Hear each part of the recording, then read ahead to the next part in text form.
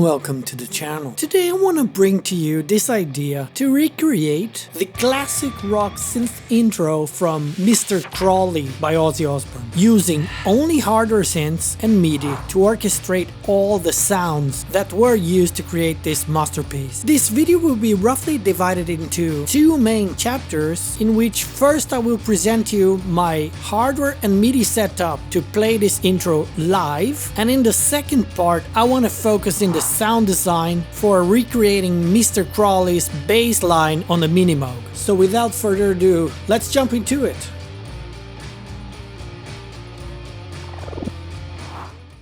In an interview to the English rock classic magazine, Don Airey, the man behind the keys on Ozzy's original recording from 1980, Airey tells a story that he pulled out that iconic introduction in only half an hour into his studio session. The little I found on the internet about the gear used by Airey says that the synths used in that session were the iconic Yamaha CS80 for the strings, alongside with two tracks recorded on a Mini Moog and the choir vocals coming from a Roland VP 330. And this information was what motivated me to come up with this video for you, because I have two reissues hardware synths from that list. Therefore I thought, wouldn't it be interesting if I try to recreate that intro Dawless? So let me tell you a little bit about my setup here. First, I am using the Mini Moog reissue from 2022. I am not dubbing the bass, but we will talk more about that when we talk about the patch design for the Mini Moog. And the second in line here is the microKorg. Use it to emulate the mellotron string sounds, which may be a little bit of an overkill since the VP3 already has strings, but you will see later that this synth also has an important role in my MIDI loop.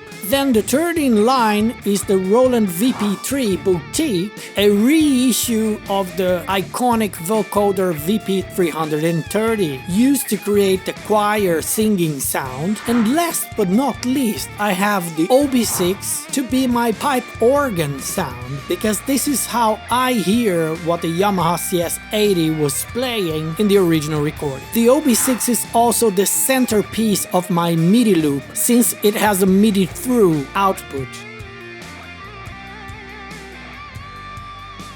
But before I tell you how I routed my MIDI connections here, we need to break down Mr. Crowley's intro first. The introduction is played in two different parts. A first part where we hear predominantly the bass and the organ, and a second part where the bass repeats its phrasing, but the choir voices are introduced one octave above to create even more the sensation of an epic crescendo.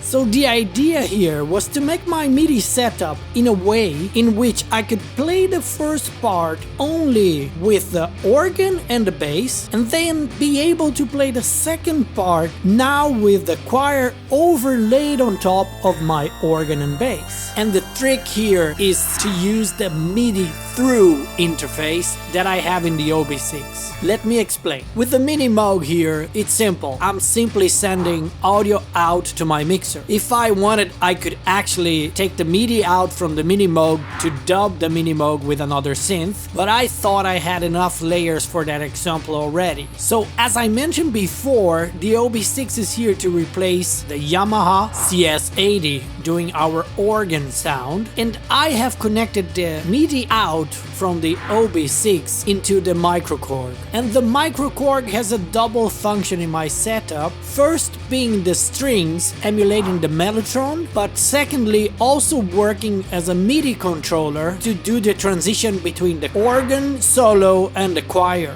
This way, when I play the Ob6, I am actually sending MIDI out to the Mini Korg that is playing at the same time while I'm playing the Ob6. But remember, the idea here is that on the second part of the intro, I can start playing both the organ and the choir. And to do so, I am sending the MIDI out from the microKorg back into the OB6. It sounds a bit counterintuitive, but the thing is that the MIDI that you send from MIDI out will not go out of the next synth output, meaning that my MIDI output is only sending the information that I play on the keypad for that specific synth. So now when I play on the microKorg, it will have the same effect by playing the OB6 at the same time. However, the OB6 here has this interface called MIDI through, and that MIDI through actually allows that any MIDI signal coming from the MIDI in interface will pass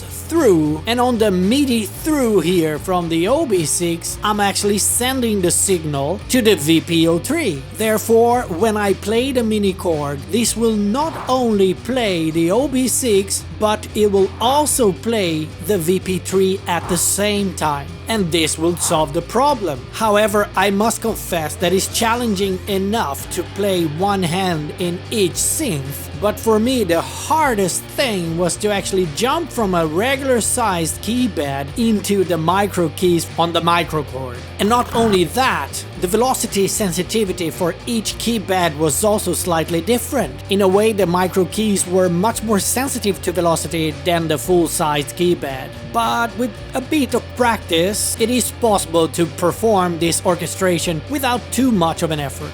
Last but not least, I wanna take some time with you now to look into the Mini Moog patch that I have designed for this exercise. When I listen to the original recording, I can hear two distinct bassline sounds, being one of them a very low octave, maybe a square wave sounding as the bass sound, but what creates that misty atmosphere of Ozzy's song is really that dynamic modulated bass line.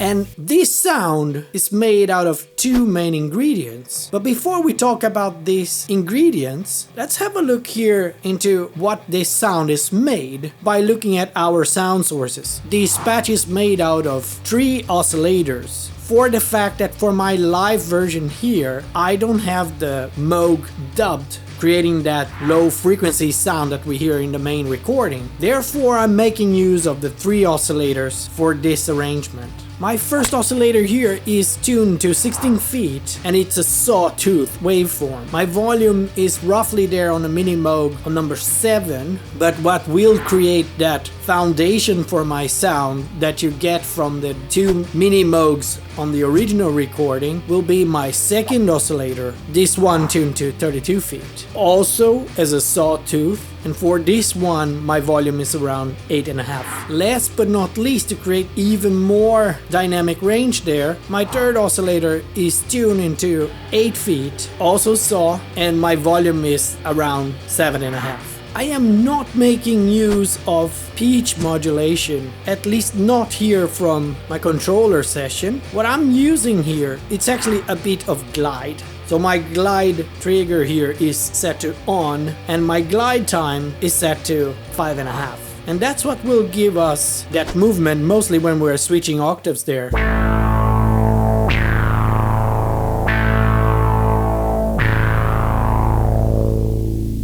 But you can hear he's still a very fast glide. But then we come to the very first element or the first ingredient to create that creepy atmosphere on this sound, which is our fourth sound source here, a pink noise. So my noise is turned on with a value of 3.5, almost 4 there in its volume. And for my on timbre here, and that's very important if you are trying to recreate this ensemble with your gear, this is already one of the ingredients that you should fine-tune according to the frequencies that you will have from your other instruments. So take some of these values with a grain of salt, because I fine-tune my values here according to the timbres of the other instruments, trying to unmask the frequencies from the bass line. I actually think when I hear my bass line isolated,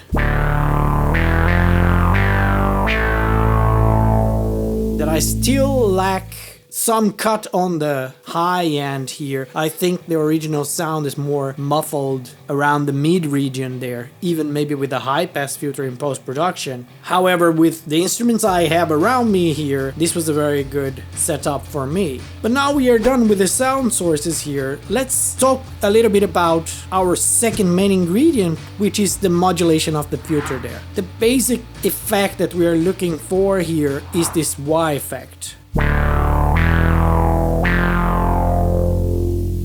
And I have another video that I will put up here for you in the card where I explain much more in depthness how to create this effect. But in essence, what we'll do here is a filter modulation using my attack, decay and sustain envelope from the Mini Moog. You can translate this to your platform if you are not planning to do this on a plugin or clone of the Mini Moog where you have an ADSR envelope. But the basic concept is the same. So what I'm doing here is to set a very fast attack time to my filter modulation, which in my case is set to 10 milliseconds, with a much longer decay time set to almost 5 seconds there. And the difference between these two, or by fine-tuning the difference between these two, is where you basically create the conditions for the Y effect.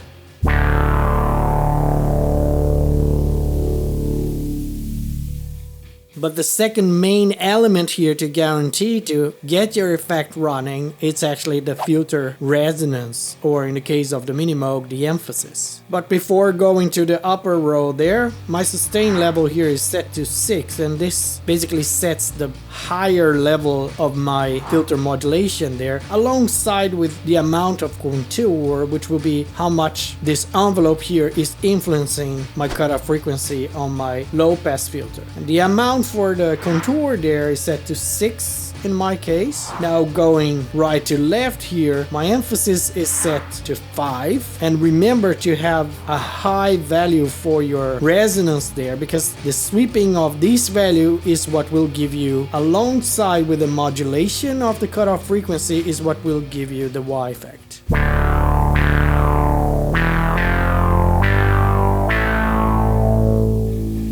And my cutoff frequency here is set to -4, which is very close to cutoff frequency here. But that's because I'm using very high values for the amount of contour there, and also my sustain level for my filter envelope here. Once again, you have to fine-tune your resonance, your emphasis, and your cutoff frequency depending on the instruments that you will play alongside with your Mini Moog. So use this to make your bass sound hide behind your ensemble, or to cut through them according to your taste. Last but not least here, I can talk about my amplifier modulation, my attack, decay and sustain envelope here, and this one I set with a very fast attack below 10 milliseconds there, but with a very long decay of about 5 seconds, and my sustain level for the amplifier volume is set to 6. But I don't know if you noticed, I've added an extra spice for this patch, and that's due to the pitch sweep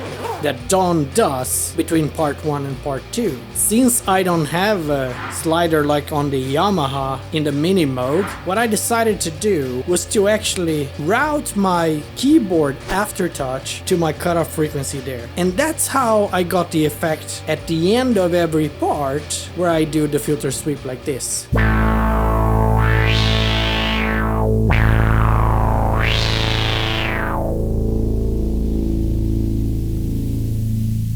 But don't forget that it's not only about how you set your sound design into your mix with the other instruments, but it's also how you play. So those times here for wah has a lot to do with the way you set your priority notes, and if you want to respect your envelope times while playing. What do I mean by that? You see that if I play the bass line very fast, I get less of the Y effect, whereas if I wait for my envelope to do its attack and decay phase,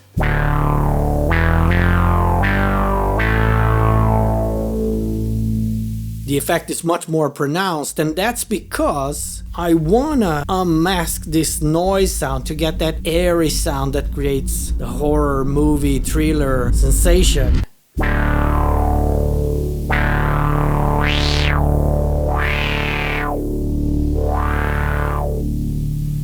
So this is what I wanted to bring for you today. I hope this was as fun for you as it was for me to make this content for you. Thanks for all of you that are subscribing to the channel. This gives me motivation to continue making content for you. Thanks for everybody that are watching until the end, and I hope to see you on the next video. And as always, thanks for watching.